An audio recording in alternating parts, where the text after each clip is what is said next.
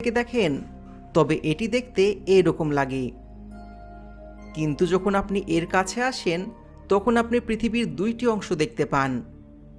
প্রথমটি পৃথিবীর স্থলভাগ এবং দ্বিতীয়টি সমুদ্রের অংশ। পৃথিবীর সমগ্র উপরের অংশকে যদি 100% ধরা হয় তবে এর প্রায় 71% অংশ কেবল আপনি পানি আর পানি দেখতে পাবেন। বাকি 29% অংশ স্থলভূমি। এই 29% অংশের মধ্যে মাত্র 3% অংশে আমরা মানুষ বসবাস করি, সেটা হতে পারে গ্রাম বা শহর। বাকি 26%-এর মধ্যে 11% অংশে চাষবাস হয় এবং বাকিটা পাহাড়, নদী, অনুর্বর ভূমি, বন, রাস্তা এবং ইনফ্রাস্ট্রাকচার।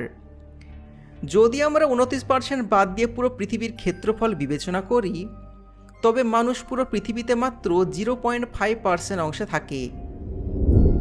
এত কম জায়গাতে থাকার পরও মানুষ সেই মশার মতন, যার কামড়ে ম্যালেরিয়া এবং ডেঙ্গুর মতন বিপজ্জনক রোগ হয়। সহজ কথায় আমরা পৃথিবীর জন্য কোনো রোগের চেয়ে কম নই, যা এটিকে ক্রমাগত অসুস্থ করে তুলছে।